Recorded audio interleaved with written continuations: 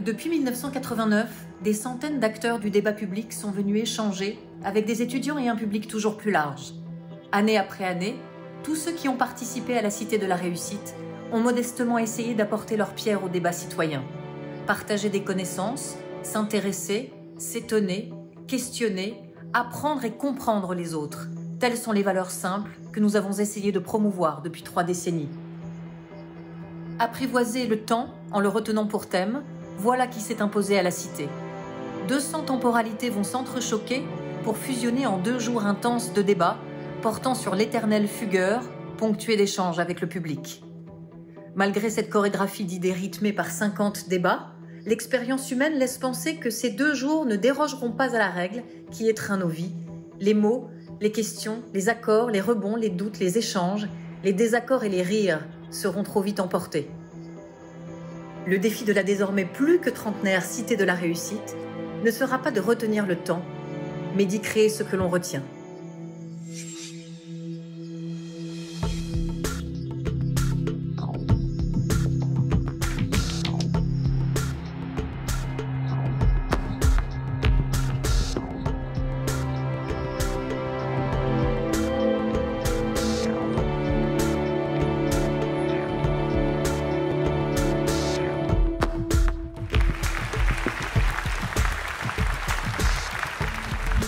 Et bâtir quelque chose ensemble. On est engagé parce que vivre, c'est choisir. Ça veut dire prendre des risques. La réussite ou le succès, c'est une succession d'échecs qu'on surmonte, qu'on contourne. Il faut apprendre à apprendre. J'ai un rêve d'élever l'humanité par la danse. Quelle est l'œuvre d'art qui a pu transformer les gens autant que, je ne sais pas quoi, les 35 heures ou la retraite? Si ce n'était plus la solution McDonald's qui triomphait. Manger la même chose, penser la même chose dans tous les domaines, ça c'est le contraire de la cohésion. Cette mondialisation est au contraire une grande source de diversité. Je crois aux intelligences collectives. On fait partie d'une unité qui s'appelle l'humanité.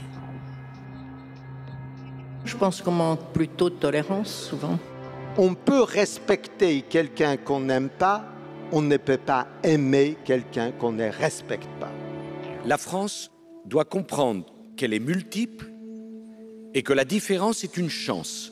Chacun sait qu'il constitue un maillon et que si ce maillon faiblit, tout s'écroule.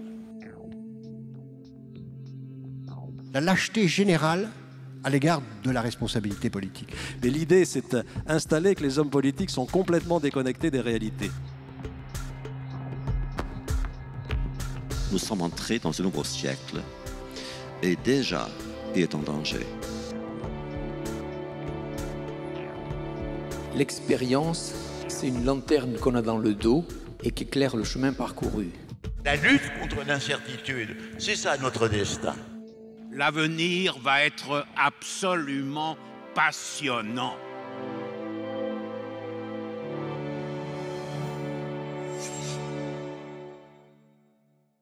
Bonjour et merci d'être là. Nous allons donc cet après-midi, enfin cette fin d'après-midi, tenter de décoder la médecine du futur. Et je dis tenter car le sujet est très vaste et le futur peut toujours nous réserver bien des surprises. Mais nos 2 intervenants sont des hommes de science. Ils s'appuient sur des connaissances solides et sur des recherches validées. Avant de les appeler à me rejoindre, quelques mots sur cette médecine du futur. On parle de plus en plus de médecine 4P. 4P pour prédictive, préventive, personnalisée et participative. Le mot prédictive, par exemple, implique un recours accru à la génétique, reposant sur une connaissance toujours plus fine de nos gènes et donc de nos facteurs de risque, mais aussi sur des cibles sur lesquelles il sera possible d'agir. Il est déjà possible, mais l'avenir va nous permettre d'agir sur de plus en plus de cibles génétiques. Nous allons aussi parler de l'irruption des algorithmes, du big data et de l'intelligence artificielle dans le domaine de la santé. On n'en est qu'au début et déjà des débats opposent les réticents face à ces technologies qui altéreraient, selon eux, la relation médecin-patient et les personnes enthousiastes vis-à-vis des nouveautés riches en promesses. Nous allons voir s'il est possible de trouver un équilibre pour bénéficier des progrès de la science sans que les soignants perdent leur empathie et leur humanisme. Pour aborder ces sujets, j'ai le plaisir d'appeler à me rejoindre Jean-François Deleuze, directeur du Centre national de recherche en génomique humaine du CEA, et Patrick Johnson, vice-président recherche et sciences chez Dassault Systèmes. Alors messieurs, asseyez-vous. Voilà. Et le plus simple, c'est que vous commenciez par vous présenter. Vous venez d'où? Vous allez où? Et vous êtes passé par où? Jean-François Deleuze. Je commence. Oui. Bonjour à tous. C'est une salle impressionnante. Elle est très belle. Je vous vois très peu, donc je vais essayer. J'imagine que le son marche bien. Donc moi, je m'appelle Jean-François Deleuze. Donc je suis généticien. Donc je suis un universitaire de formation. Je me suis engagé dans ces études avec peut-être l'ambition un peu naïve d'essayer d'apporter un peu de solution aux souffrances des maladies et par un amour de la biologie. C'est vraiment ça qui a été mon driver effectivement dans ces études. Et donc j'ai fait un doctorat de génétique à l'université Paris-6 il y a bien longtemps maintenant. Et je dirige aujourd'hui ce que vous avez dit, le CNRGH, qui est un acronyme un peu compliqué. Donc c'est le centre de génotypage et séquençage national de génomique humaine, qui est un centre du CEA. Alors, et comme on est dans un lieu chargé d'histoire, je ne peux pas pas citer aussi, je dirige aussi la fondation Jean Dossé, prix Nobel de médecine 80 pour l'HLA, qui est basée à l'hôpital Saint-Louis. Et quel est votre grand projet pour les 20 ans à venir? Continuer à développer les médecines du futur. Enfin, dans les 2-3 ans qui me restent, avant effectivement de m'occuper de mes petits-enfants. Bon. Il n'arrêtera pas. Oui, d'accord. Patrick Johnson. Bonjour à tous, je suis ravi d'être là. Donc Patrick Johnson, je suis donc responsable de la recherche pour le groupe Dassault Systèmes. Alors d'où je viens, où je suis et où je vais, c'est ça? Oui, c'est à peu près d'où je viens. En fait, je suis un passionné de sciences et je suis de formation pas du tout médicale. Je suis de formation ingénierie finalement.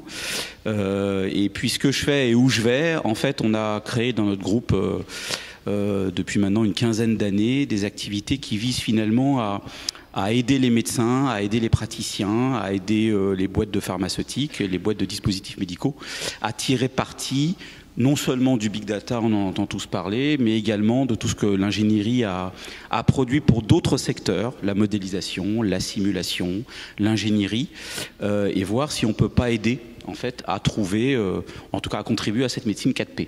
Voilà. Votre Graal pour les 20 prochaines années? C'est rester jeune. Vous nous donnerez la recette? Je la cherche. Bon. Alors, on a la chance d'avoir aussi deux jeunes personnes avec nous, puisque la règle du jeu, vous la connaissez peut-être. Il y a deux étudiants, il devait être 3, et puis je crois que le troisième a eu quelques soucis, qui ont planché sur le sujet, et qui vont, à tour de rôle, poser leurs questions. Donc, on va commencer par Pauline. Pauline, d'abord, qui êtes-vous? Et puis, votre première question, s'il vous plaît. Oui. Si vous parlez bien après, je pense que ça marche, bon. oui. Bonjour à tous. Alors, je m'appelle Pauline Engel. Je suis étudiante en école de commerce, donc à Catch Business School. Et alors, ma première question que j'aimerais vous poser, c'est selon vous, quel domaine de la médecine va subir la plus grande évolution dans le futur en matière de pratique et de technologie? Alors, je vous propose de répondre alternativement de façon assez courte pour qu'on puisse prendre un maximum de questions et qu'on puisse avoir des discussions avec la salle éventuellement. Qui commence? Alors c'est une question super vaste, donc j'ai mes anti-sèches. Bon, d'abord, il faut commencer, je pense, par rappeler le fait que beaucoup de domaines dans le domaine de la médecine, dans le secteur de la médecine, ont été profondément, d'ores et déjà, au XXe siècle, transformés par la technologie. Si on prend la radiothérapie, aujourd'hui, elle s'appuie énormément, d'abord sur de l'imagerie technologique, et puis même sur de la simulation pour faire la planification. Les neurochirurgiens, aujourd'hui, ils utilisent des systèmes de navigation opératoires qui sont basés sur des modèles, ce qu'on va appeler un jumeau numérique, pour pouvoir guider l'instrumentation et donc pour pouvoir opérer dans cet objet organe qui est si compliqué. C'est comme un GPS qui évite, par exemple, les gros vaisseaux, les nerfs. Mais d'ailleurs, ça s'appelle un GPS. Ça s'appelle un GPS. Et donc, radiologie, histopathologie, biologie au sens général, tous ces domaines-là, en fait, bénéficient de quoi? D'une captation des données qui sont de plus en plus fines et précises, donc avec des résolutions accrues. Et puis, évidemment, c'est là qu'intervient la dimension numérique, qui, en fait, on pourrait dire, a deux avantages. C'est corréler, ou en tout cas associer ces différentes données et puis les représenter dans une simulation, dans une prédiction pour accompagner le praticien. Donc ces domaines technologiques, en fait, on voit qu'ils se fusionnent pour beaucoup, et on verra après dans d'autres questions que ça va, nous on pense, conduire aussi à un changement de rôle chez les praticiens. Dans le domaine de la génétique, Jean-François ? Alors, dans le domaine de la génétique, c'est le séquençage individuel. Et peut-être pour poursuivre ce que tu viens de dire, je pense effectivement ce qui va bouger, c'est de plus en plus l'adaptation de la médecine au profil du patient. Et pas que grâce à la génétique. Je pense qu'il ne faut pas effectivement faire l'amalgame systématique entre médecine du futur et médecine génomique. La simulation d'un organe, d'un patient donné, la compréhension intégrée des différentes mesures qui sont mesurées chez lui, biochimiques, génomiques et autres, sa séquence. Sa séquence, c'est quoi? Sa séquence d'ADN. D'accord. En fait, c'est vraiment un ensemble de technologies aujourd'hui, de biologie, d'intelligence artificielle, de mécatronique, etc., qui va faire qu'on va de plus en plus développer une médecine au plus près du besoin du patient. Je veux dire, la transfusion sanguine, c'est un exemple de personnalisation. On vous donne le sang dont vous avez besoin. On ne vous donne pas un sang qui ne correspond pas à votre groupe sanguin. La greffe, c'est un autre exemple de personnalisation. On adapte le greffon à votre constitution génétique. Et en fait, la médecine du futur, vraiment, c'est l'intégration de ces évolutions technologiques, qu'elles soient biologiques, techniques, mécaniques, informatiques, électroniques, pour l'adaptation au meilleur du patient. Mais ça n'est pas que la génétique. En tout cas, c'est plus la médecine aux médecins. C'est vraiment un monde de compétences qui se réunissent pour faire progresser. Alors, Hugo, vous avez une question à poser. Donc, qui êtes-vous et quelle est votre première question? On repassera la parole à Pauline après. Bonjour, je suis Hugo Bérivin, donc je suis étudiant en première année en école d'ingénieur aérospatial à l'IPSA à Toulouse. Ça arrive à des gens bien. Voilà, merci. Et donc ma première question, c'est concernant les nouvelles technologies. À quel niveau se situe la frontière éthique? Et on pourrait se baser par exemple sur la société Neuralink, qui est lancée par Elon Musk. Alors, c'est l'éthique et la santé et la technologie, on arrive tout de suite dans quelque chose de dur. Alors, déjà, il faut commencer aussi, je pense, par dire que on n'a pas attendu les nouvelles technologies de type Neuralink pour qu'en fait le corps médical, au sens très large du terme, se saisisse des questions d'éthique depuis très très longtemps. Des comités d'éthique, il y en a partout, il y en a dans à peu près tous les établissements, il y en a dans énormément de sociétés, soit de pratique médicale, soit de technologie médicale. Et donc la question à chaque fois, c'est comment est-ce qu'on peut préserver le droit du patient, l'intérêt du patient et la bienfaisance du praticien. Donc il y a beaucoup de structures aujourd'hui qui l'assurent. Neuralink pose une question qui est toujours à la lisière du transhumanisme. C'est où est la frontière entre réparer et augmenter? En deux mots, c'est quoi ce projet? Juste Alors Neuralink, c'est quoi? Vous savez, c'est Elon Musk. Donc en plus de PayPal, Tesla, SpaceLink, le truc qui fait les tunnels, enfin j'en passe, des vertes et des pas mûres, qui sont tous des clients d'Asso Systèmes, #pub. Neuralink, c'est quoi? C'est un projet qui consiste en fait à se dire, Musk, il vient de la peur de l'intelligence artificielle, et donc il dit, plutôt que d'avoir peur de cette technologie, il faut en devenir très proche. Proche au sens quasiment biologique et physiologique du terme. Donc Neuralink, c'est un lien neural. Donc c'est une prise, je vais le dire de la manière la plus concrète, c'est une prise qu'il veut mettre dans des cerveaux, mais évidemment à des fins thérapeutiques, à des fins cliniques, pour des cas d'épilepsie ou des cas cliniques très très graves.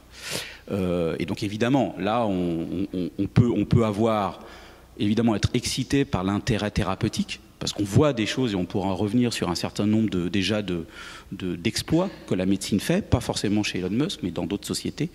Et puis évidemment, la technologie ne permet pas de le faire aujourd'hui, mais on peut imaginer à un moment qu'avec l'IA, avec les technologies mathématiques, on arrive un peu à décoder. Et donc là, on arrive dans la sphère vraiment intime du patient. Et donc là, évidemment, toute la structure légale, juridique, législative, éthique, on doit convoquer tous ces gens-là pour évidemment servir le patient, et rien que ça. Parce que le problème est le risque de passer de l'homme réparé à l'homme amélioré. Alors ça, c'est la thèse des transhumanistes. Oui, mais la frontière est très ténue entre soulager une maladie et si on se rend compte que la science, c'est l'usage qui en fait son intérêt. Donc toute technologie peut être utilisée à mauvais escient ou à bon escient. Science sans conscience n'est que ruine de l'âme. Jean-François. Il y a malheureusement un aspect. Alors il y a cet aspect-là avec lequel je suis d'accord évidemment. Alors allez voir la vidéo de ce singe qui apprend effectivement à jouer au jeu Pong, et puis à un moment donné il continue à jouer. Et là en fait le joystick avec lequel il joue est débranché. Donc en fait c'est uniquement l'action effectivement de sa puce dans le cerveau qui effectivement avec les ondes lui permet effectivement de faire bouger. C'est assez impressionnant. Mais je pense qu'il y a un problème aussi de compétitivité internationale et économique dans cette histoire. C'est que alors, effectivement la réparation, effectivement une prothèse de hanche, tout le monde trouve ça évident, une prothèse de genou, Et ça, bon, quand ça répare, ça ne fait que réparer. Maintenant, effectivement, si jamais effectivement certains pays ou certaines compagnies commencent à développer ça ailleurs et que ça crée effectivement des discriminations, des différences très très fortes entre les gens, là va se poser un problème. Donc on est au-delà de l'éthique de la relation médecin-malade, on est dans une éthique internationale, mondiale, etc. Qu'est-ce qu'on veut faire de justement des êtres humains dans le futur et comment ça va être partagé. Imaginez un pays qui met des puces à tous ses chercheurs, qui vont devenir, je sais pas, qui vont augmenter de capacité 10 fois plus par rapport aux autres. Bah, vous voyez tout de suite effectivement la fracture que ça peut faire par rapport à un pays qui ne le ferait pas, si on va dans ces environnements-là. Donc il faut vraiment être très prudent.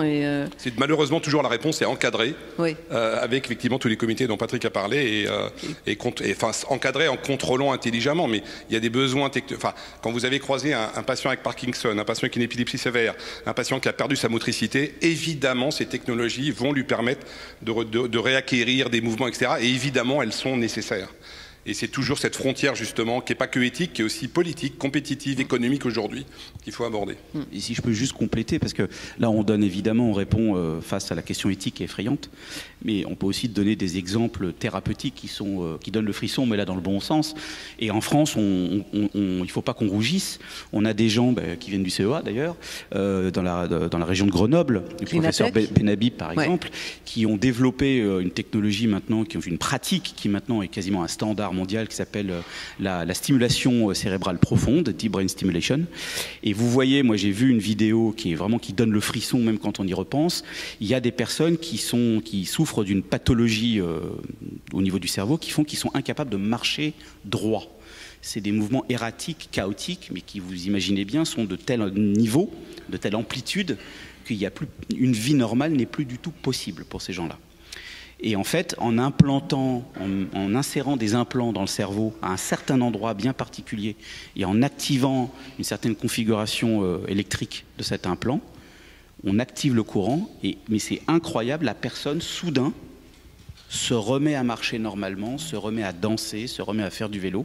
Et donc là, en fait, on change la vie intégralement de cette personne. Les images sont impressionnantes. Les images sont extrêmement impressionnantes. Oui. Vous pouvez le trouver sur Google, on vous invite à regarder DPS, vous verrez, c'est remarquable. Pauline, j'ai le sentiment que votre deuxième question, on y a peut-être un peu répondu lors de la première.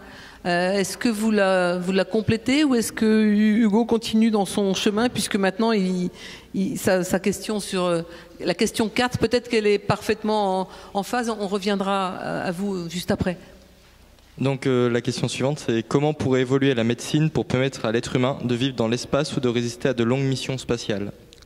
Voilà une belle question. Alors là, c'est sci-fi. Alors, bon, le voyage dans l'espace, donc là on reste sur du Musk, hein. Lui il veut aller en 9 mois sur Mars. C'est pour ça qu'on reste, sur notre lancée. Bon, le voyage dans l'espace, vous savez tous qu'il est extrêmement dangereux, il y a une exposition aux radiations, aux rayons cosmiques, et donc en fait, on n'a pas conscience à quel point l'habitat de notre maison, de la planète, est déjà un cocon de protection juste incroyable pour l'éclosion de la vie. Et donc évidemment la question qui consiste à dire qu'est-ce qu'on peut faire en médecine pour soutenir des voyages hors de notre maison, bon, on démarre juste. Alors moi j'ai pas de réponse pour être très franc, mais j'ai deux éléments de réflexion. On commence à avoir des activités de recherche scientifique, là je ne parle pas de ma société en général, pour essayer de comprendre le développement du vivant dans un milieu qui n'est pas le milieu de la planète. Donc il y a par exemple des startups qui développent ce qu'on appelle la biologie cellulaire, la microbiologie, en milieu d'apesanteur, donc dans des satellites. Donc ils font des partenariats avec le CNES, avec l'ESA, et on fait des expériences en milieu d'apesanteur pour vérifier par exemple comment les cellules se développent, comment elles se différencient, comment est-ce qu'elles se typent ou pas, histoire de mieux comprendre du coup comment notre habitat influence le développement biologique. Et puis pour répondre vraiment pleinement à la question, bon, évidemment, la science-fiction s'est beaucoup emparée de comment est-ce qu'on pouvait vivre dans l'espace. Alors, moi, j'ai pas de réponse, mais il n'y a pas de pub là-dedans non plus. Mais je vous invite à regarder un film qu'on trouve sur toutes les plateformes de VOD qui s'appelle Titan, où c'est exactement cette question qui est posée. Et en fait, on voit que la personne, elle doit suivre, grosso modo, un certain nombre d'entraînements, on va dire, d'adaptation, aller dans un champ de gravité sur une planète candidate qui n'est pas celui de la Terre. Donc il y a une dégénérescence musculaire, donc il y a un changement squelettique. Et donc comment est-ce qu'on doit adapter le corps humain pour pouvoir finalement être comme à la maison, mais dans un environnement différent. C'est un film de science-fiction, bien entendu, d'anticipation, mais qui pose plein de questions au niveau chimique, au niveau biologique, au niveau de l'atmosphère, au niveau mécanique, au niveau organique. Ça permet de voir tout en perspective. Jean-François ? Alors moi je suis pas un fan de la science-fiction. Alors j'ai juste regardé parce que je me suis dit, je pensais longévité, je m'étais dit bon combien de temps pour aller sur la Lune, donc 3 jours. Mars 6 à 9 mois, alors effectivement avec des radiations.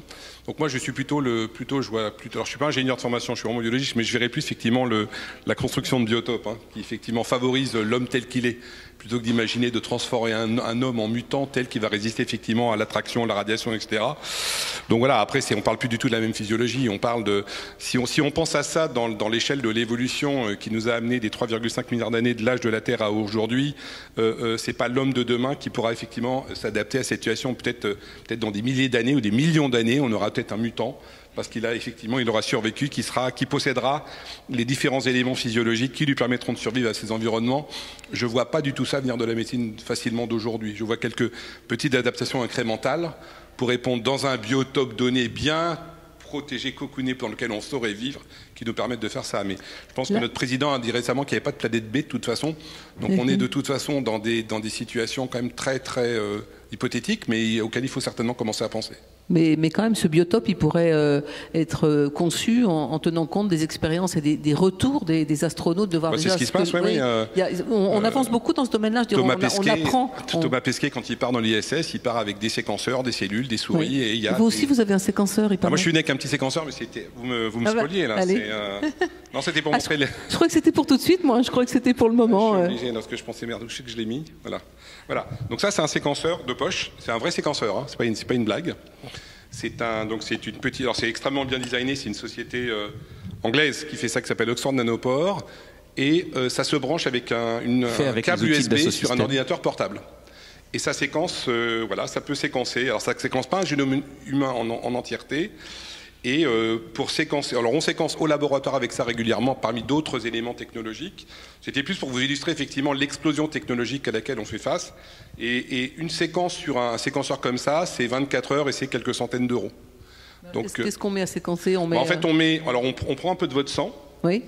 On le traite d'une façon un petit peu particulière, mais assez simple, en une demi-heure. Et puis en fait, très simplement, avec une pipette, il y a la manipulation de votre fluide biologique qui est très très limite. Hein. C'est vraiment un petit traitement pour sortir l'ADN du reste de la cellule. Et en fait, on le met dans un capillaire. Et en fait, il faut imaginer comme une cire d'abeille avec des trous. Donc ce sont des protéines. Et en fait, les molécules d'ADN traversent tout simplement ces pores protéiques.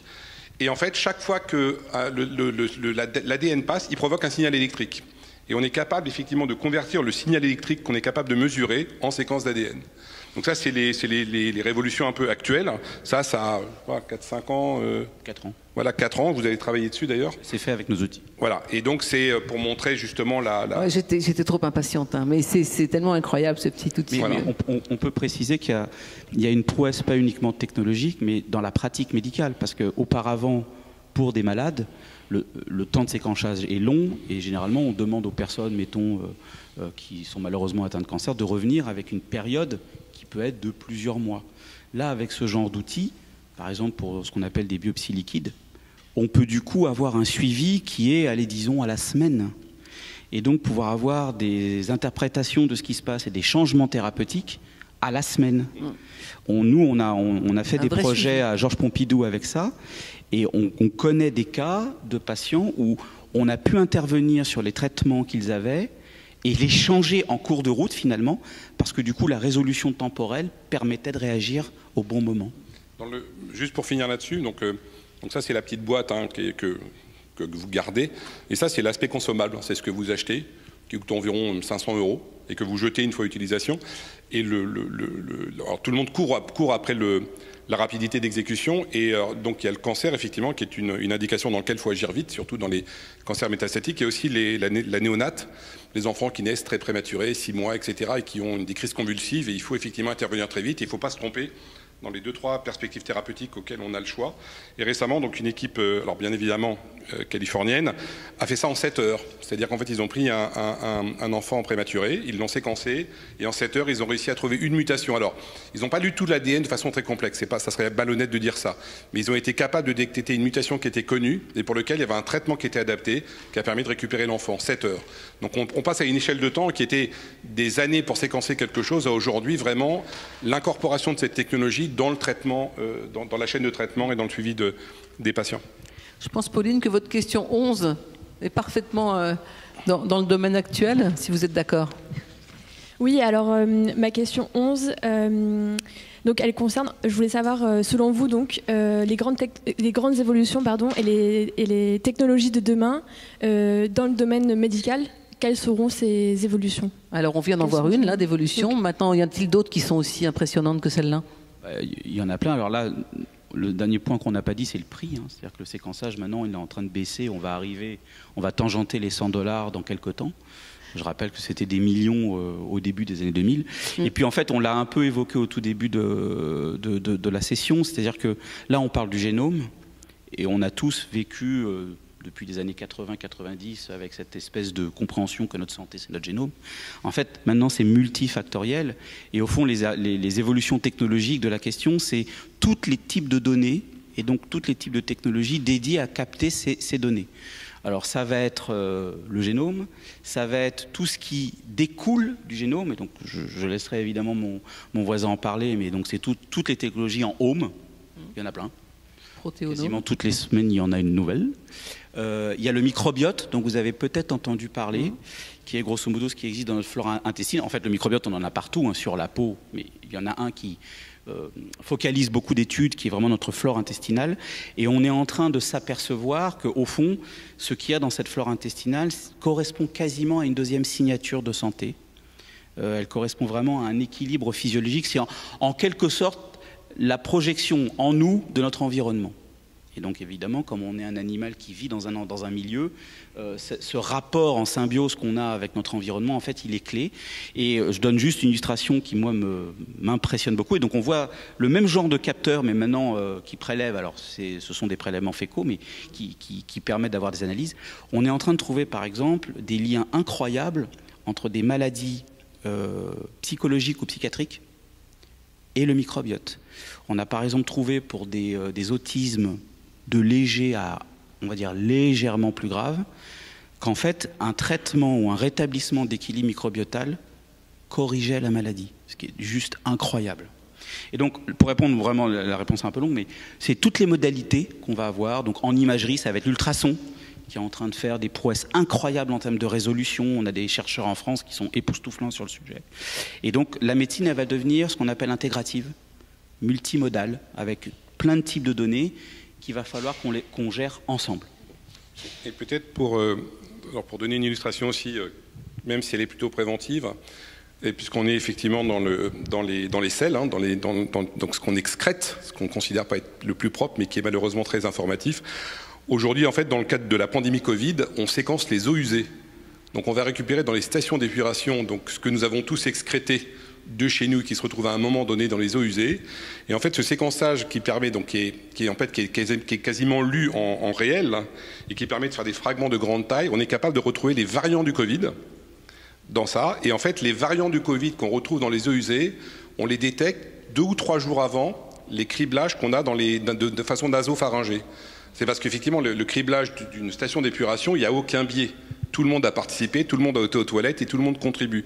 Tandis qu'effectivement, dans les criblages hospitaliers nasopharyngés, il y a quelques biais. Et donc le signal d'eau usée précède de quelques jours le signal effectivement des campagnes d'épidémiologie qu'on fait et donc permet en termes de santé publique de commencer à prendre certaines décisions effectivement par rapport à des applications de fermeture de classe ou de choses comme ça. Donc c'est juste pour vous montrer l'irruption de ces technologies miniaturisées dans fragments dans énormément de domaines. On pourrait parler d'agroalimentaire, là on parle de médecine, mais de côté prévention aussi du côté thérapeutique. Ouais. D'où peut-être une autre question, Hugo. Je ne sais pas, j'avais regardé la question 9, mais peut-être vous en avez une autre plus précise. Non, la question 9 ira très bien, je pense. Non, mais c'est pas une obligation. Hein. Mais puisqu'on était dans le séquençage, je pense que vous aviez une belle question à ce sujet. Oui. Alors, elle provient d'un de mes amis qui est en médecine. Doit-on proposer à des patients le séquençage de leur génome, sachant que l'on peut trouver des maladies traitables ou non qui peuvent modifier en profondeur leur cadre de vie professionnel ou familial? Le séquençage pour tout le monde. Alors non, il parlait de patients. Patient, oui. On n'est pas dans la prévention, on n'est pas en train de séquencer les bébés, même si c'est une question qui pourrait se poser. Donc dans ce cadre-là, je pense que c'est la liberté du patient de savoir, et aujourd'hui on est très... Alors je reprendrai les points de Patrick tout à l'heure quand il a dit que c'était extrêmement encadré. Donc oui, comme le séquençage est une ouverture sur la totalité de nos gènes, qui donne quand même une information qui est très parcellaire. Hein. Aujourd'hui, on séquence et on comprend que quelques pourcents du génome qu'on est en train de séquencer. Ces quelques pourcents vont devenir quelques centaines de pourcents dans les années qui viennent, mais aujourd'hui, ça reste une vision fragmentée. Quand vous dites quelques pourcents, c'est 2, 3, 5, 10 ? Ouais, on va dire 5 à 10% à peu près, on comprend bien ce qui se passe. Le reste, c'est encore des régions de régulation sur lesquelles on est en train d'accumuler beaucoup d'informations et qu'on comprend très très vite. Mais oui, effectivement, la question est très bonne. C'est oui... quand on regarde tout, on voit tout. Mais c'est pas différent d'un scanner corps entier. Hein. Ce qui veut dire qu'il faut pas penser que le génome fait des choses que la médecine ne faisait pas avant. Quand on fait un scanner pour quelqu'un, alors moi j'ai une anecdote personnelle, hein, qui est d'avoir fait une colique néphrétique, et on me regarde à un moment donné que mon calcul est sorti de mes reins, très très bien. Et le gars me dit « Ah, mais vous avez un calcul biliaire ». Et je lui dis en rigolant « Mais je suis pas venu pour vous regarder ma vésicule biliaire, monsieur, je suis venu pour mon rein ». C'est une histoire vraie. Hein. Donc vous voyez que c'est pas nouveau que quelque part on est capable de trouver ce qu'on appelle des éléments secondaires. Mais là, effectivement, dans le génome, c'est tout. Donc vous venez effectivement pour une question sur éventuellement un enfant qui a un retard mental et on peut vous dire « Ah, il a une prédisposition peut-être à avoir un cancer du sein ».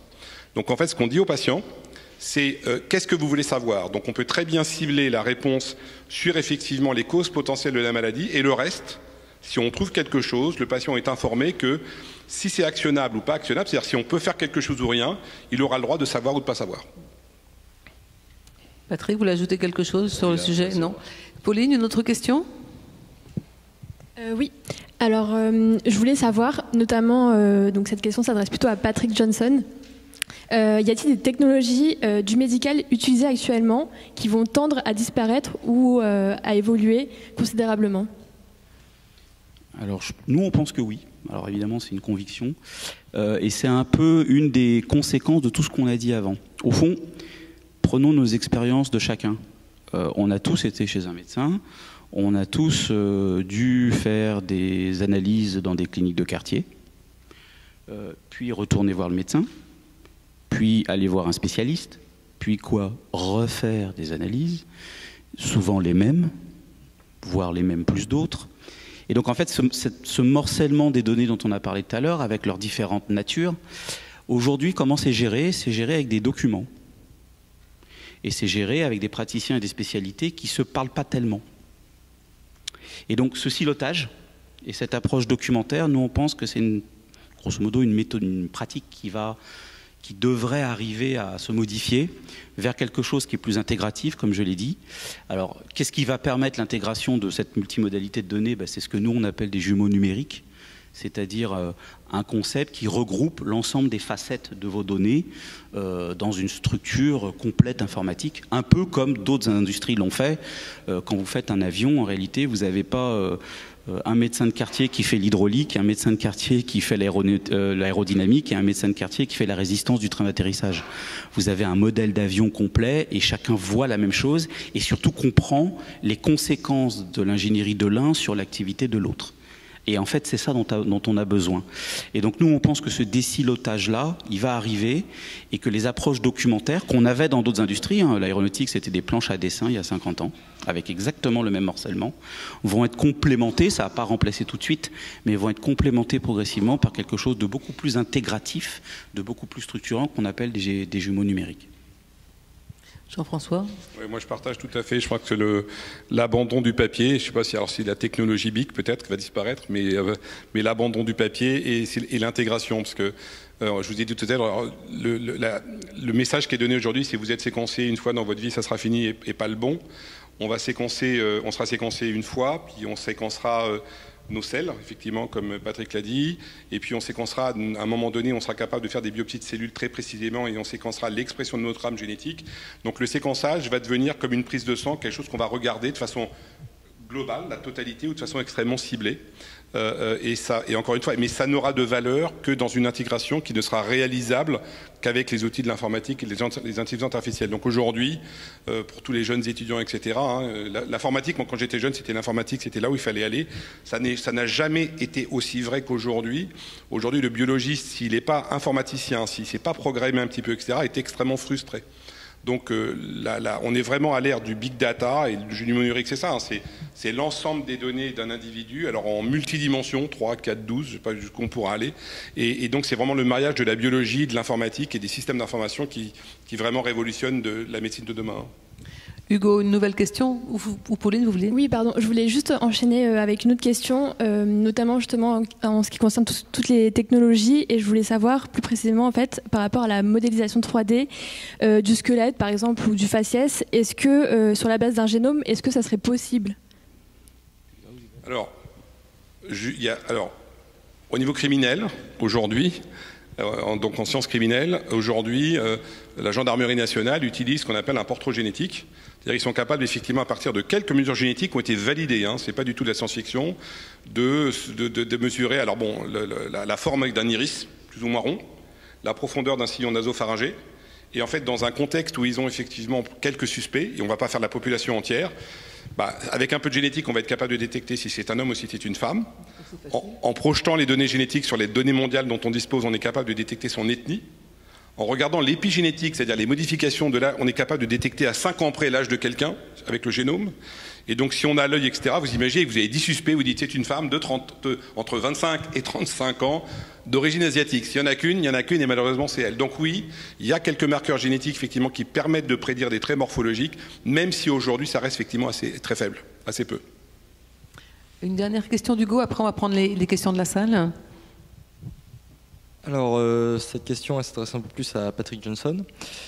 Pensez-vous que la miniaturisation des systèmes pourra permettre un jour de réparer les lésions incurables, par exemple la moelle épinière ou les lésions cérébrales? On en a un peu parlé tout à l'heure avec le Deep Brain Stimulation. Alors pour tout ce qui va être orthopédique, on va dire signaux de commande moteur, on le voit arriver aujourd'hui. On le voit vraiment arriver aujourd'hui de plus en plus. Là, on parlait de DBS, mais il y a d'autres exemples, avec des startups françaises d'ailleurs, ou des tétraplégiques. En fait, ce qu'on fait, c'est qu'on décode les signaux du cerveau. Là, imaginez un malade qui a vraiment une section de sa colonne vertébrale, et on sait tous que ça ne se régénère pas, donc voilà. La personne est tétraplégique intégralement. Et donc ce qu'on fait, c'est c'est assez simple en fait, hein, c'est ça qui est dingue, c'est qu'on enregistre sur quelqu'un de normal des signaux quand il marche, quand il pense à marcher, quand il pense à sauter, quand il pense à se déplacer, à faire un entre-deux, un entre-chat, danser le rocassitan. Donc des gestes très complexes quand même. Mais je vous dirai après des expériences qu'on fait dans mon labo, mais c'est un chaos assez bruité, on va dire. Mais on arrive quand même à filtrer et à trouver quelques tuteurs, quelques axes vraiment principaux. Et du coup, ce qu'on fait pour la personne qui a malheureusement la tétraplégie, c'est qu'on détecte ces signaux qui sont à peu près les mêmes quand même entre les différents individus. Et on met sur les différents membres de la personne des petits mécanismes robotisés qui détectent finalement les signaux qu'on renforce avec un système un peu comme un ampli. C'est comme un ampli d'une chaîne hi-fi. Et la personne marche. Donc on en a. Pour tout ce qui est moteur. Après, quand on est dans la cognition, là on en est encore un peu loin. Et donc là, je pense qu'on a encore pas mal de choses devant nous. Il y a sans être aussi complexe que ça, mais il y a des choses effectivement beaucoup plus simples en apparence, comme le pancréas artificiel, où on est capable d'implanter justement des mesures systématiques et continues de la glycémie par des devices qui sont sous la peau, au niveau effectivement du ventre d'un individu, et une pompe à insuline ça c'est hyper personnalisé, il n'y a rien de génomique là-dedans. C'est juste donner à quelqu'un la bonne dose d'insuline dont il a besoin quand sa glycémie ne va pas bien. Donc je mesure la glycémie de quelqu'un sur 24 heures, quand justement elle ne va pas comme elle devrait aller, j'ai une pompe à insuline aussi, et je lui injecte la bonne dose d'insuline qu'il faut. Et vous voyez, c'est totalement personnalisé, personne n'aura le même variation de glycémie dans la journée et il aura sa bonne dose d'insuline. Donc pas forcément besoin d'aller chercher des technologies ultra complexes pour effectivement avoir un impact, et avec effectivement des aspects d'implantation dans le patient sous la peau, de devices, de capteurs et des choses comme ça, sans aller très loin. On va peut-être prendre quelques questions de la salle. Alors malheureusement, nous d'ici, on ne voit pas très bien. Vous levez la main, on vient avec... oui Oui, bonjour. J'aurais peut-être une question sur le croisement de certaines données, en particulier de l'imagerie médicale, qui fait beaucoup de progrès, et puis de la génomique. Donc, est-ce que vous pensez qu'il y a le croisement de ces deux jeux de données peut ouvrir des portes? Alors, on commence à faire ça. Alors, au CEA, on fait ça avec, entre notre département et le département de Neurospin. Et alors, justement, si on retourne un peu dans le côté morphologie faciès, on arrive à trouver effectivement des marqueurs génétiques qui vont être corrélés à la profondeur d'un sillon, au niveau cérébral, etc. Donc, ça veut dire effectivement d'avoir vraiment des données d'imagerie. Alors moi je ne suis pas du tout dans ce monde-là, hein. Des données imagerie d'une qualité et d'une sensibilité. Donc là il y a des aimants qui permettent de profiler à je ne sais pas combien de Tesla aujourd'hui. Mais oui, c'est toute une science qui est en train de se développer, la neuroimagerie génétique. Les Anglais ont fait beaucoup de choses et le font maintenant effectivement au niveau des pathologies. Donc la morphologie ou par exemple la taille d'un ventricule ou la profondeur d'un sillon devient un endotype, donc un truc comme un phénotype, comme si c'était... Votre patient, il est autiste et en plus il a effectivement un sillon qui est de telle taille et ça devient donc une mesure objective qu'on utilise effectivement pour faire des comparaisons avec son génome. Oui, c'est toute une science qui se développe. Patrick ? Oui, et en cancéro, je peux aussi donner des exemples. Nous, on avait travaillé sur un jumeau numérique de cellules cancéreuses. Donc imaginez une cellule dans laquelle on avait essayé de représenter ce qu'on appelait toutes les voies métaboliques. Et en fonction de ça, essayer de comprendre comment une tumeur se développait. Donc c'était un modèle de simulation assez compliqué. Du coup, là, on est vraiment à un niveau très minuscule. Par contre, au niveau de la tumeur, on a ce qu'on appelle des endpoints, donc des observables, qui sont mesurables par imagerie. Et donc toute l'idée était d'utiliser ces deux faisceaux d'informations avec la modélisation entre les deux pour essayer à chaque fois de corréler nos modèles avec ce qu'on observait et donc du coup d'imaginer des traitements particuliers, par exemple pour interrompre une voie particulière métabolique, une voie de signalisation dans une cellule.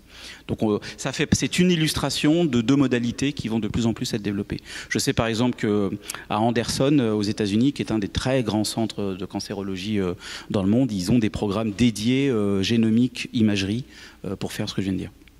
Juste peut-être pour compléter par rapport à la question, je pense qu'un des avenirs de la médecine aujourd'hui, c'est d'arriver effectivement à de plus en plus même disséquer, alors pas dans le sens de l'ANEC, mais de préciser vraiment toutes les caractéristiques de l'individu, parce qu'il n'y a pas deux individus schizophrènes qui sont aussi différents qu'il y a de schizophrénie. Et en fait, on essaye de déconvoluer tout ce qu'on va trouver comme phénotype qui soit. Est-ce qu'ils ont le même groupe sanguin? Est-ce qu'ils ont les mêmes formules sanguines? Est-ce qu'ils vont avoir la même morphologie cérébrale? Mais on veut effectivement des données objectives, hein. On veut pas effectivement, et on en veut beaucoup. Et en fait, on se rend compte de ce qu'on appelle les endophénotypes. C'est voilà, derrière schizophrénie, voilà tout ce qui se cache. Et ça, effectivement, permet de révéler des groupes qui sont beaucoup plus homogènes, parce qu'on s'est rendu compte que pendant des années, en fait, on a été dans un échec total pour corréler une pathologie à un gène, parce que tout simplement, c'est pas une pathologie qu'on regarde, c'est 100 pathologies. Donc il faut vraiment démembrer les sous-groupes. Quand vous allez chez le médecin, que vous avez une polyarthrite, que vous avez des rhumatismes un peu comme ça, et que vous avez l'air d'avoir une polyarthrite rhumatoïde, le gars, il va vous donner un anti-TNF. C'est un truc effectivement anti-inflammatoire, et en gros, comme il ne sait pas effectivement la raison pour laquelle vous l'avez, c'est la réponse pharmacologique que vous allez avoir ou pas, qui quand vous allez venir 2 mois après, il va dire je continue ou je change. Aujourd'hui, on est capable de prendre ces patients et de les sous-grouper et d'être un peu plus précis et ab initio, de ne pas leur donner immédiatement le même traitement. Parce qu'il y a d'autres éléments que le côté il semble avoir une polyarthrite qui commence à préciser qu'elle va être de groupe 1, de groupe 2 ou de groupe 3. Donc ça aussi c'est un enjeu, c'est une caractérisation beaucoup plus fine de l'individu, mais encore une fois avec cet aspect intégratif derrière, hein. C'est pas linéaire, c'est intégré. Mais ce qui se passe, c'est passé pour le cancer du sein sont devenus les cancers du sein. Aujourd'hui, on dit les maladies d'Alzheimer. Et pour toutes les pathologies, dès que la science progresse, on se rend compte qu'il y a des populations différentes. Et sur ce sujet-là, alors quand même, comme on est en France, cocorico un petit peu, hein, vous avez peut-être entendu parler de... Alors s'il y a plein de noms, l'acronyme c'est PFMG 2025. Je ne sais pas si certains d'entre vous vont parler de ça. Donc c'est-à-dire Plan de médecine génomique français 2025. Et donc c'est quand même un plan, c'est-à-dire qu'aujourd'hui, la France s'est dotée de 2 premières plateformes de séquençage clinique. Une qui est aujourd'hui à Paris et une qui est une autre qui s'appelle Oragène qui est en Rhône-Alpes, dans un réseau qui va grandir. Et aujourd'hui, le séquençage dans des indications maladies rares et cancer est une prescription clinique, justement, qui permet d'orienter, à cause de la formation génétique, le traitement du patient. Et donc les cancers font partie, pas tous les cancers, parce que malheureusement, il y a des cancers pour lesquels on connaît le spectre de mutations qui peut malheureusement en être responsable. Il y a des cancers pour lesquels on ne le connaît pas encore aujourd'hui. Voilà, malheureusement, on n'est pas égaux devant les maladies, et même quand on est malade, on n'est pas égaux devant les mécanismes qui nous ont amenés aux maladies. Certaines sont plus traitables que d'autres, c'est la vacherie qu'on comprend, et c'est l'accumulation effectivement des données qui nous permettra de peut-être de régler ce problème d'équité. Mais on a quand même un programme français aujourd'hui qui est un des plus originaux quand même, hein. Les Anglais, on n'est pas en avance comme d'habitude, mais pas non plus totalement en retard. Et la France a un joli programme de médecine génomique qui a été lancé en 2016 et qui maintenant effectivement commence à monter en puissance.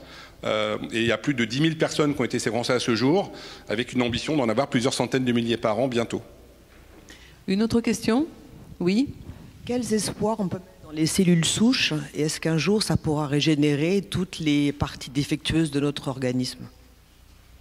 Alors, en laboratoire, à partir d'une cellule souche, on est capable d'arriver à un tissu qui ressemble à ce qu'on appelle un tissu adulte, mais qui est souvent immature. La cellule souche, quand on fait du cardiomyocyte, donc la cellule du cœur, qui bat. Alors on voit toutes ces photos super sexy, on a l'impression, ça en fait pas un cœur, et c'est encore immature. Donc en laboratoire, on est capable de reproduire, à partir d'une cellule souche, on est capable de faire quelque chose qui ressemble à un neurone, à un hépatocyte, à une cellule du cœur. Maintenant, en faire un organe à transplanter, on n'y est pas.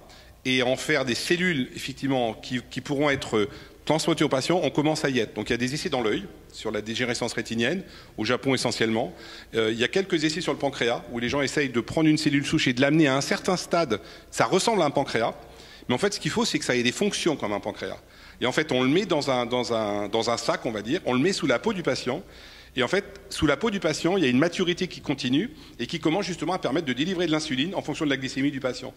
Mais c'est pas une piste alors c'est une piste qui a été extrêmement prometteuse, qui a été abandonnée malheureusement un petit peu pour des raisons éthiques. Donc la raison, c'est la cellule souche initiale, parce que bon, c'était prélevé sur des embryons. Donc la solution est venue d'un artefact, entre guillemets, extrêmement brillant d'un prix Nobel japonais il y a 10 ans, qui a inventé ce qu'on appelle les IPS. Hein. On est capable de prendre une cellule. Je peux prendre une cellule de votre peau et j'en fais une cellule souche en quelques semaines, à n'importe qui d'ici. Et après, je la réengage, donc je la rajeunis, je refais un genre Benjamin Button, et après je reviens et je lui donne des directions. Tu vas faire du cœur, tu vas faire de l'os, tu vas faire du neurone. Mais on n'est pas du tout alors il y a tous les problèmes de manufacturing, il y a les problèmes de quantité, on n'y est pas. Donc voilà.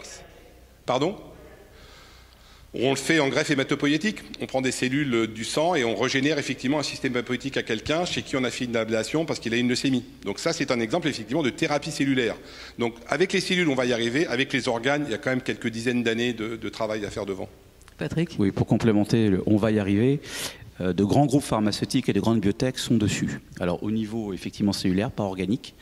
Et aujourd'hui, la guerre de ces thérapies cellulaires, c'est le contrôle du procédé de production. Puisque là, on n'est pas dans des médicaments classiques. En fait, l'industrie pharmaceutique aujourd'hui a connu, on va dire, deux ères de médicaments. Il y a l'aspirine, c'est le médicament chimique. Donc il faut maîtriser la chimie au niveau des usines et de la production. Et puis il y a les médicaments qui sont un peu plus, on va dire, complexes, qui sont des protéines en réalité, qu'on appelle des biologics. Et depuis 15 ans, l'industrie pharmaceutique s'est totalement repensée pour maîtriser cette complexité en production. Là, en thérapie cellulaire, et en thérapie cellulaire et génique, l'idée c'est justement de prendre une cellule de peau, de la faire régresser au stade IPS, et puis ensuite de bien être sûr que quand elle va se retyper, ça donne bien une cellule de cœur ou de cerveau ou quelque chose et pas autre chose. Et ça, c'est extrêmement complexe. Nous sommes, nous, impliqués dans des programmes, je ne peux pas dire avec qui, mais extrêmement sensibles justement pour bien maîtriser l'outil de production par rapport à ça. Les seuls cas où ça marche un peu aujourd'hui, hein, c'est le grand brûlé. Mais c'est donc on lui prend de la peau sous les bras, parce que c'est le réflexe d'avoir les bras comme ça, le reste est trop brûlé. Et en fait, il y a des sociétés qui sont capables effectivement de reconstituer des morceaux de peau dans des boîtes. Et quelques jours ou semaines après, ça revient et on remet ces peaux sur l'individu, donc qui viennent effectivement d'un processus de régénération. Et ça lui permet effectivement de survivre. Et après, effectivement, on fait des abrasions, etc. Au niveau du cartilage, un petit peu, il y a des choses au niveau du genou, beaucoup sur les problèmes de sportifs, etc. On est capable effectivement de travailler sur des cellules du cartilage, mais il n'y a pas énormément d'exemples. Hein. L'exemple de la thérapie cellulaire qui fonctionne, c'est la cellule souche pour l'hématopoïèse. Donc quelqu'un a une leucémie, alors c'est pour ça que vous voyez les gens dans des bulles, hein. on tue tout son système hématopoïétique pour tuer toutes les cellules cancéreuses, donc on le met ce qu'on appelle en myéloablation, il n'a plus de système immunitaire, donc s'il voit le moins de virus, le moins de bactéries, il est fini, donc on le protège totalement et on lui réinjecte des cellules effectivement qui vont régénérer un système hématopoïétique, et effectivement chez beaucoup de gens c'est totalement curatif. Donc ça c'est un des très très bels exemples de la thérapie cellulaire. Il y a des carticelles, je ne sais pas si vous travaillez dessus ou pas, il y a des boîtes comme des boîtes françaises qui font des très jolies choses comme Selectis dedans et autres. Voilà, donc mais c'est plutôt l'aspect cellulaire, hein. L'aspect organe, et l'aspect organe est très très développé aux États-Unis, mais pas vraiment beaucoup en France. Merci. Une autre question? Oui, vous avez un micro qui doit arriver vers vous. Oui, merci. Vous avez parlé pas mal d'amélioration des techniques de séquençage. Quid de modifier ensuite des cellules ou des groupes de cellules pour soigner, par exemple, des cellules cancéreuses ou des maladies génétiques avec des technos comme CRISPR et autres? Ah, CRISPR-Cas. Hein. Je te laisse répondre. Alors, ça, c'est ce qu'on appelle l'édition du génome. C'est qu'aujourd'hui, c'est pareil. Bon, au passage, c'est juste comme ça, parce que moi, ça me fascine. C'est ce que les gens appellent la bio-inspiration. De temps en temps, on essaie effectivement d'être super intelligent. Et de temps en temps, il suffit de regarder ce que d'autres organismes beaucoup plus simples ont fait pour s'en inspirer. CRISPR-Cas9, c'est basé justement sur cette bio-inspiration, des bactéries qui reconnaissent des séquences de phages et qui, effectivement, quand elles rentrent, les coupent, etc. Donc, c'est un peu ce système-là. Donc, en fait, il y a une technologie sur laquelle une Française et une Américaine ont eu le prix Nobel, hein, donc Emmanuelle Charpentier, au passage, une Française qui n'a pas été recrutée en France et qui a fait sa carrière en Allemagne. Juste, voilà. Moi, j'ai pas été recruté à l'INSERM, donc c'est pour ça que ça me permet de me faire cette petite incartade amusante. Et donc, vous avez le prix Nobel? Et non, voilà. Et Jennifer, non, mais bon, et Jennifer Doudna. Pas encore. Et Jennifer Doudna. Donc, le prix Nobel, il n'y a pas longtemps, tout le monde en a entendu parler. Et donc, aujourd'hui, on est capable très précisément, sans faire trop d'erreurs, sans faire trop d'erreurs, j'aimerais bien qu'on séquence toujours, donc de changer une position nucléique dans un génome, et donc effectivement, pour une maladie rare, on se dirait, on corrige. Donc ça a été fait chez l'animal. Maintenant, les barrières, elles sont extrêmement éthiques, process et réglementaires. Donc la faisabilité, oui, elle est bonne. On est capable justement on va prendre, si on veut rester dans l'aspect autologue, d'en redonner au patient la même cellule que la sienne, pour éviter les rejets immunitaires. Ben, je prends sa cellule malade, je corrige son erreur plutôt que de faire une thérapie génique plus compliquée, et je lui remets effectivement sa cellule qui a été corrigée. Donc ça, c'est des choses en cours de développement, mais les barrières ne sont pas que scientifiques. Elles sont essentiellement manufacturing, process, quantité de cellules et éthique. Donc voilà, je pense que dans les carticelles et dans les thérapies justement cancer, il y a beaucoup de rééducation de cellules qui ont été prises de l'individu, sorties de l'individu, rééduquées, pas forcément par correction génétique, mais par exemple parce qu'on leur présente un antigène, qu'elles vont développer des marqueurs qui vont lui permettre de mieux réagir sur la tumeur. Donc ce travail sur la cellule de l'individu qu'on va lui réinjecter pour qu'elle justement elle ait ce potentiel plus thérapeutique, ça effectivement il y a des essais cliniques en cours dans ce domaine dans le cancer. L'édition du génome pose beaucoup de problèmes, mais en tout cas, d'un point de vue éthique, on serait sur l'édition et sur la correction somatique. Aujourd'hui, il est totalement hors de question d'imaginer changer la lignée germinale. Donc changer ce qu'on pourrait transmettre. Oui. Donc ça ne serait pas justement transmissible. Donc là, il y a une forte barrière éthique de ne pas changer le génome d'un individu et de sa descendance. Patrick, un petit mot sur le CRISPR-Cas? On simule. On a fait ça dans nos outils aussi. On est dans du CAR-T, c'est exactement ce qu'a dit mon voisin. Pas plus à dire. Une autre question? Oui, au premier rang, s'il vous plaît. Merci. Oui. Bonsoir et merci à toutes ces réponses. On avait entendu parler il y a une certaine époque sur les chromosomes, il y avait des polymères. Et avec ces polymères, on était capable d'apprécier la durée de vie d'un individu. Or, ça diminue en fonction de l'âge, bien sûr. Que ce soit au début ou à la fin, on sait apprécier très précisément l'âge que ce patient a, combien d'années il lui reste encore à vivre. Est-ce qu'on a fait des études là-dessus pour savoir si on pouvait améliorer ces cellules et puis faire remonter l'âge du patient? Je te laisse parler sur les télomères. C'est toi le biologiste. Oui, donc c'est les queues des chromosomes, tout en bas. Donc le chromosome que vous voyez sous la forme d'un X, qui n'existe quasiment jamais comme ça. C'est juste au moment donné de la vie d'une cellule qu'ils ont cette tête-là. Sinon, c'est un gros globi-boulga qu'on voit. C'est pas du tout ce truc-là. Et en fait, le bout des chromosomes, en fait, ça protège. Ça les protège. C'est ce qu'on appelle les télomères. Ça les protège effectivement de leur dégradation. Sauf que les cellules se divisent. 2, 4, etc. Et elles ont un nombre de divisions qui, justement, total, va être limité, parce qu'à chaque division, elles dégradent leur télomère, et il y a une limite qui porte même un nom sur les fibroblastes, qui est la limite de Hayflick. Et au bout de 80 divisions, le télomère, il est totalement raccourci, et la cellule meurt. Donc il y a un enzyme qui s'appelle la télomérase, justement, dont le but du jeu, c'est d'essayer de maintenir l'intégrité de ces séquences chromosomiques, parce que vous avez raison, si on était capable de les contrôler, on pourrait imaginer contrôler la sénescence, donc le vieillissement de la cellule, sauf que c'est toujours un équilibre très très fin entre, entre survie et cancer. Hein. On commence à être dans la notion et les télomérases, quand elles sont mutées, effectivement, ce sont des mutations typiquement cancéreuses. Mais par contre, d'un point de vue chimique... La nature se défend toujours. Voilà. D'un point de vue chimique, justement, parce que vous parlez de polymère, ça c'est mon vieux passé industriel, ces télomères ont une structure particulière, mais vraiment en termes de chimie, ça s'appelle un G-quartet, justement sur lesquels les gens ont essayé de faire de la chimie dessus pour essayer de maintenir cette intégrité. Et puisqu'on parlait d'espace tout à l'heure, là pour le coup, le maintien de l'activité d'une télomérase et d'un télomère dans l'espace devrait être important, parce que, je ne sais pas si c'est vrai ou pas, mais ils avaient fait l'exemple des 2 jumeaux américains, je ne sais pas si vous avez entendu parler de ça, un était allé sur l'espace, l'autre non, et quand le deuxième il est revenu, genre il avait 20 ans de plus que l'autre, 20 kilos de moins, plus de muscles et des télomères comme ça. Donc il semblerait effectivement que là on ait un impact justement de la vie dans l'espace, etc., sur ces phénomènes physiologiques, et qu'effectivement ça ne serait pas anodin de vivre pendant 50 ans dans l'ISS. Une autre question ? Est-ce que vous voyez... Ah oui, au premier rang. Vous pouvez passer le micro à madame, s'il vous plaît. Merci. Ouais. Ah bah c'est bon. Il vient de l'autre côté, le micro, madame, il vient de l'autre côté. Voilà, merci. Les recherches génétiques dans le glioblastome et les espérances thérapeutiques, s'il vous plaît. Pardon ? Les recherches génétiques dans le glioblastome avec espérance thérapeutique. Alors, je suis pas oncologue. Hein. Le glioblastome, c'est donc une tumeur du cerveau. Qui, selon son grade, a un niveau d'agressivité différente. Il y a plusieurs grades. Hein. Il y a plusieurs types, malheureusement, de tumeurs dans le cerveau, l'astrocytome, le neurinome, le glioblastome. Et donc aujourd'hui, c'est une tumeur... Alors, il y a des grands programmes internationaux, européens et nationaux. Donc l'européen, c'était l'ICGC, International Cancer Genome Consortium. L'américain, c'est le TGCA. Et donc en fait, ces pays se mettent ensemble pour effectivement collectionner des centaines et des milliers de tumeurs de patients, les séquencer, les comparer, pour essayer de trouver justement les concordances ou les différences justement. Et donc il y a malheureusement une dimension statistique dans l'appréhension des mécanismes qui sont à la base de ces pathologies. Dans le glioblastome, c'est pas très clair justement quels sont les drivers, quels sont les gènes qui sont à l'origine. Et aujourd'hui, il y a quelques thérapeutiques. Je suis vraiment pas un pro. Donc il y a le temozolomide que je connais de nom comme ça pour avoir travaillé il y a très très longtemps dessus.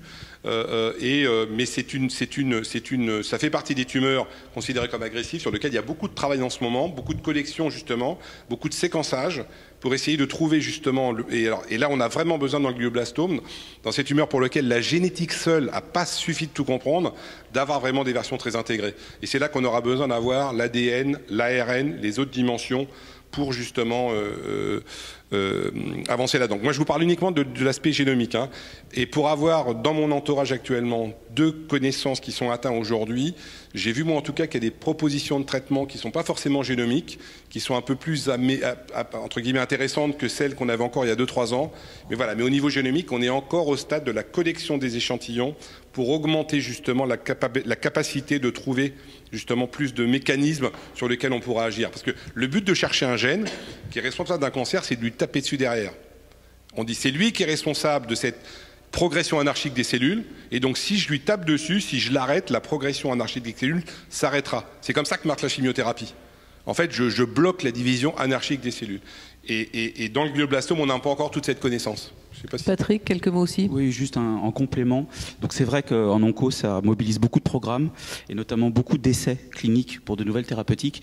Je mentionne juste ça à titre d'exemple parce que c'est un autre éclairage sur les jumeaux numériques. Nous, on est... par une acquisition qu'on a fait très mobilisée en fait sur les essais cliniques. En fait, il y a un médicament sur 2 dans le monde qui passe sur nos plateformes d'essais cliniques. Donc, les vaccins que vous avez eus sur le Covid sont passés par chez nous.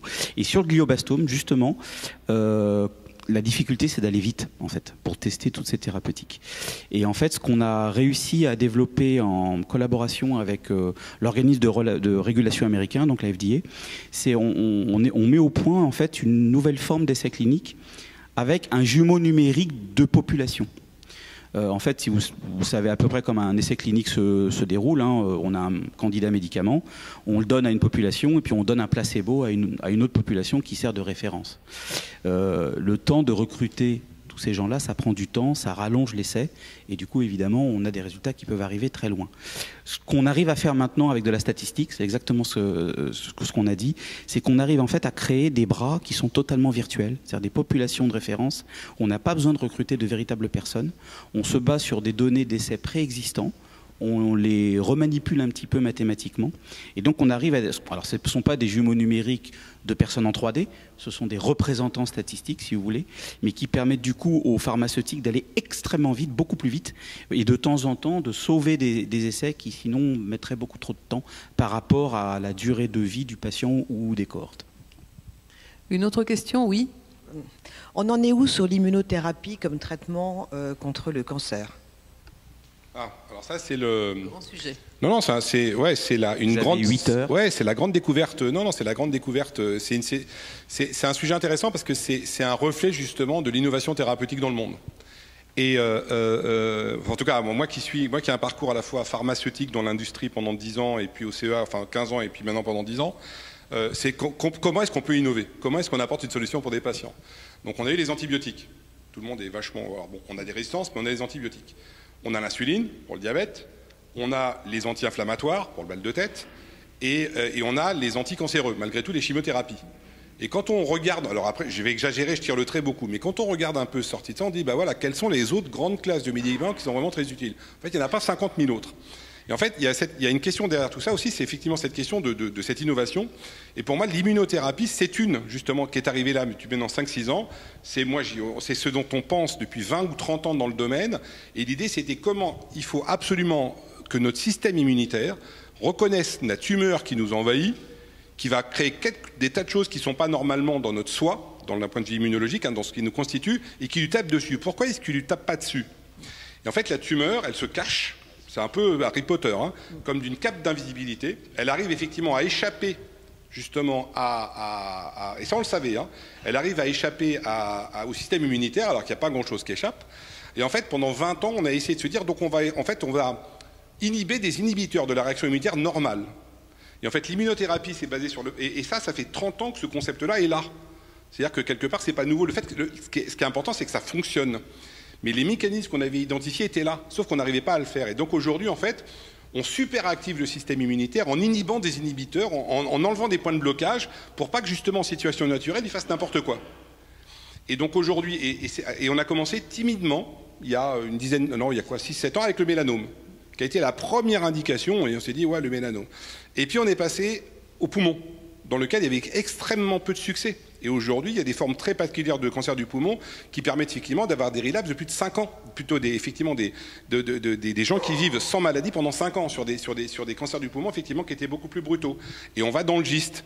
Et on va effectivement dans plein de tumeurs sur des bases moléculaires. Et donc, je crois que votre question fait une bonne synthèse, parce que pour l'immunothérapie, on n'a pas forcément besoin de regarder la classe du cancer, mais éventuellement, de temps en temps, c'est un autre phénotype en disant, ont-ils ces marqueurs moléculaires? Si on ne regarde pas au niveau de la tumeur, mais ce qu'ils ont au niveau de leur génome, eh bien, il y a des gens aujourd'hui, parce qu'ils ont, on ne va pas rentrer dans des détails, mais de l'instabilité microsatellitaire ou des choses comme ça, des marqueurs moléculaires sur lesquels l'immunothérapie va être indiquée, indépendamment de l'origine tissulaire du cancer qu'ils ont.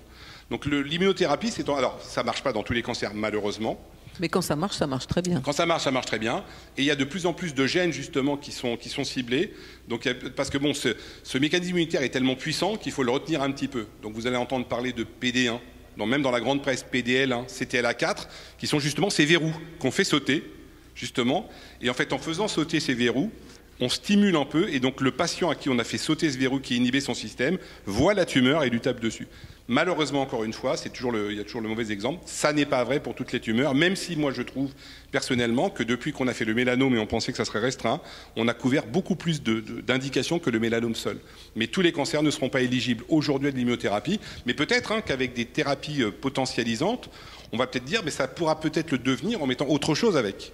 Mais en tout cas, dans l'état, on ne peut pas le donner à tous les patients. Patrick, vous voulez ajouter quelque chose? Non. On prend une dernière question parce qu'après je redonnerai la parole à Pauline et à Hugo pour la question de la fin, une petite question rapide chacun. Une question, oui. Bonsoir, merci déjà pour votre intervention. Ma question c'est plutôt, vous avez parlé de jumeaux numériques, de digitalisation des données des patients. Et du coup, j'aurais aimé savoir, est-ce que vous pensez que dans un futur plus ou moins proche, il serait possible de se passer d'essais cliniques sur des humains, mais d'avoir des jumeaux numériques sur lesquels on pourrait tester, voire même manipuler le génome éventuellement? Excellente question. Ouais, vaste question. Moi, je ne crois pas pour au moins les 25 à 30 prochaines années. Dans 50 ans, pourquoi pas? Il y a 50 ans, en fait, on a toujours l'impression que 50 ans dans le futur, c'est l'infini.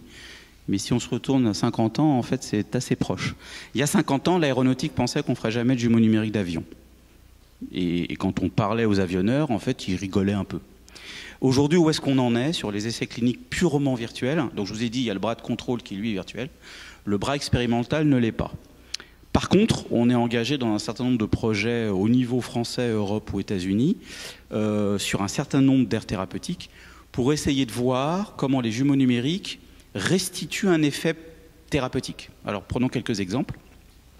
En cardio, nous, on a un jumeau numérique de cœur qui s'appelle le Living Heart. Vous pouvez le voir sur Internet, hein, il y a même des modèles.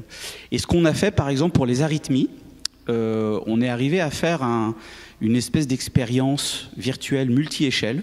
Donc, il s'agit d'un médicament qu'on va administrer, donc qui va se diffuser dans le corps, qui va arriver à un certain niveau du cœur, dans certains canaux ioniques, qui va grosso modo commencer à vouloir réguler.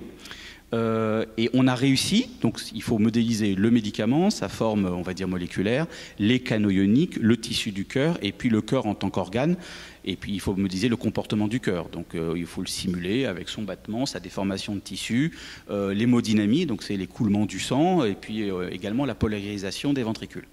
Donc ça commence à faire une grosse simulation. Pas simple, oui. Ça on fait.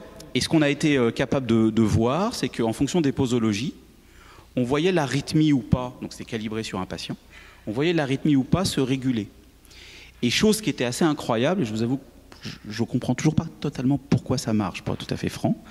Donc il y a des phénomènes mathématiques qu'on n'a pas encore complètement maîtrisés, mais si on mettait une posologie totalement inadéquate, par exemple 2 fois, 3 fois, 4 fois le médicament, ce qui peut arriver hein, dans la vie de tous les jours, avec une observance qui n'est pas correcte, on observe que l'arythmie en fait change. Et on peut arriver, par exemple, à des phénomènes très connus qu'on appelle des torsions de pointe, où le cœur commence à vriller. Des troubles de rythme très importants.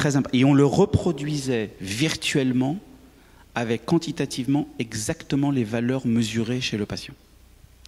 Donc ça veut dire que l'impact d'un médicament virtuel sur un organe virtuel, on commence à le toucher. Après, ce qu'on arrive à faire, c'est qu'on convoque toutes les technologies qui viennent de l'ingénierie, pour voir ce que ça donne. Alors ça veut dire quoi? Par exemple, en ingénierie, quand vous faites un avion, en fait, pour voir si l'avion il vole, alors vous avez toutes les théories de l'ingénierie, mais ce qu'on fait, ce qu'on appelle des plans d'expérience. Grosso modo, vous faites varier la taille de l'aile, et puis vous voyez la performance de l'avion. Bon, bah là, on fait varier la taille du cœur, on fait varier la taille des valves, on fait varier la taille des ventricules, on fait varier le débit. Donc on fait varier tout ce qu'on peut, et on fait varier également la nature du médicament. Et donc ça permet d'avoir une espèce de domaine de vol énorme, et donc de plage, on va dire, légitime ou pas, pour un médicament. Ça, on est en train de travailler avec la FDA, justement, pour envisager ce qu'on appelle des bras synthétiques expérimentaux et non pas des bras synthétiques de contrôle. Donc il y a encore beaucoup de choses à faire. Là, je vous parle que de cardio, vous voyez, c'est sur un cas très, très particulier. En neuro, c'est pas tellement sur les aires thérapeutiques, c'est plutôt sur l'aspect acte chirurgical, où on utilise un jumeau numérique de cerveau pour préparer une intervention dans des cas d'épilepsie très, très résistants pour lesquels il n'y a pas de médicament. Et donc là, ce qu'on fait, on ne simule pas un battement de cœur, on simule une crise d'épilepsie. On a toutes les fibres du cerveau qu'on a reconstruit sur un patient. Et en fait, on active de manière virtuelle des fausses crises d'épilepsie. Et on voit comment elles se propagent. Et ça nous permet de savoir quel est l'endroit le plus petit où il faut intervenir d'un point de vue chirurgical. Donc tout ça pour dire, on a plein d'exemples de jumeaux numériques qui commencent à être utiles dans une pratique médicale. Les bras totalement expérimentaux, je pense qu'il y a peut-être 20 ans, 30 ans devant nous. Maintenant, la technologie est exponentielle. Donc, moi, j'espère que je partirai à la retraite avec peut-être un bras expérimental virtuel. En tout cas, pour répondre à la question, qu'est-ce qui me motive où je vais, ben voilà, c'est une formidable. On donne la parole à Pauline et Hugo pour une dernière question. Pardon. Oui, alors juste pour revenir et un peu pour boucler avec une question qu'on a posée au début. vous avez évoqué en fait tout à l'heure l'adaptation de la médecine aux patients. Et j'aurais aimé approfondir un petit peu plus cette question. Et selon vous, en fait, comment la médecine de demain peut évoluer pour s'adapter à chaque individu, voilà, vraiment le plus sur le comment en fait. Sur le comment. Comment elle va s'adapter cette médecine de demain, médecine personnalisée? Je vais répéter un peu ce que j'ai dit. Alors je vais donner peut-être un exemple. Le séquençage qui ne fait qui devient une annonce récente là, de la semaine dernière d'une boîte américaine qui le propose à 100 €. Donc vous imaginez, on va bientôt arriver à un prix du séquençage qui est le prix d'une prise de sang. Donc la question économique ne se posera plus, restera la question éthique sur malgré tout on ouvre une boîte de Pandore, qu'en fait-on? Mais en tout cas la technicité et le coût ne sera plus un problème. Un génome, quand c'est décrit, ça permet de savoir à quoi on va être sensible, de ne pas prendre d'aspirine par exemple parce qu'on va faire un effet secondaire, ou la cause de nos maladies. Donc c'est vraiment le séquençage massif de tous les patients qui aujourd'hui n'est pas possible pour des raisons économiques. Et aucun pays ne fait ça, et en fait qui va le devenir systématique à partir du moment où quelque part le coût va être réduit. Encore une fois, en ayant quand même en tête, et ça c'est c'est toujours pareil, la pièce à deux faces, c'est que tout le monde, on n'est pas égaux devant les maladies. On peut avoir une maladie rare, qui effectivement est rare, mais effectivement qui a un déterminisme génétique assez simple. C'est un peu le paradoxe. C'est une mutation sévère qui va provoquer cette maladie. Et dans ce cas-là, si on a de la chance, on peut peut-être avoir une molécule avec, et très probablement dans un futur proche, l'essentiel des maladies rares vont être diagnostiquées au niveau moléculaire. Il y a 8000 maladies rares, 6000 d'origine génétique, plus de la moitié ont des gènes aujourd'hui. Les 3000 qui restent à déterminer, c'est presque plus une question d'argent qu'une question de technologie. Et c'est clair que dans les 5 à 10 ans qui viennent, pour moi, on aura la cartographie totale des gènes impliqués dans les maladies rares. Ça ne veut pas dire qu'on aura les traitements pour tout le monde. Les maladies complexes, c'est différent parce que c'est un agrégat. Et là, on parle de l'intégration et des statistiques. Donc la réponse que je donnerai à votre question, c'est la démocratisation du séquençage quand il sera le plus bas possible à la totalité des patients, en leur permettant d'avoir accès ou pas à l'information à laquelle ils veulent avoir accès ou pas au niveau éthique, qui va vraiment effectivement être un énorme apport dans la médecine. Mais on n'est pas égaux entre les malades et les pas malades, et entre les malades, il y a des gens qui bénéficieront malheureusement plus vite de cette information. Donc la loterie génétique n'est pas sympathique. Ça c'est vraiment un message, voilà, c'est une loterie. On n'a pas les mêmes mutations, il y a des choses très sévères et des choses très bénignes. Et ça, voilà, c'est juste pour pas... Je voudrais pas laisser passer le message qu'à partir du moment où on va être séquencé, on aura une solution. On aura peut-être un diagnostic, mais pas forcément une solution. Patrick, pour conclure, finalement, la médecine la plus personnalisée, c'est d'avoir son jumeau? Alors oui, moi j'ai rajouté une dimension. Donc c'est ce qu'a dit mon voisin, mais il y a le qui, le quoi et le comment. Le qui, effectivement, c'est la caractérisation des données individualisées, avec le côté intégratif. Il y a le comment, c'est ce qu'on dit, il y a des médicaments qui vont être peut-être pas encore totalement personnalisables sur moi, mais qui correspondent plus à un sous-groupe auquel j'appartiens, alors qu'aujourd'hui c'est un médicament pour tout le monde. Et puis il y a le comment dont on n'a pas du tout parlé, qui est le parcours du patient. Et le parcours du patient, pour moi, il participe aussi on va dire, de la considération individualisée. C'est pas être polémique que de dire que le parcours patient qu'on a tous vécu, chacun dans des situations particulières, est quand même loin d'être optimal. Et je suis hyper gentil en disant ça. Et donc là, on a quand même dans d'autres secteurs et dans d'autres industries la convocation de plein de technologies qui permet quand même d'avoir une dynamique et en tout cas un suivi qui est beaucoup plus proche de l'individu que là le système où on a quand même l'impression d'être là pour le coup une pièce qui parcourt un suivi manufacturier. Donc je pense que le parcours de soins, ce qu'on appelle le parcours patient, va être amené à changer dramatiquement et avec un suivi beaucoup plus centré. On parle aujourd'hui beaucoup de médecine ambulatoire, hein. L'idée est quand même entre guillemets, de désengorger les hôpitaux, mais surtout pour des problématiques de coût. Et il y a quand même une problématique de vivre en société, de vivre chez soi avec ou pas sa maladie. Avant, on allait voir le médecin quand on était malade et on allait chez le médecin quand on était malade. Aujourd'hui, on se préoccupe de sa santé en bonne ou en mauvaise santé partout et y compris chez soi. Et donc cette inversion de périmètre spatio-temporel du soin, c'est quelque chose, à mon avis, qui participe de l'individualisation de la santé. Réponse longue, pardon, mais... Ça sera le mot de la fin. Il me reste à remercier Pauline et Hugo qui ont préparé des questions, à vous remercier pour votre présence et puis surtout à féliciter nos deux intervenants parce qu'ils ont été formidables. Merci.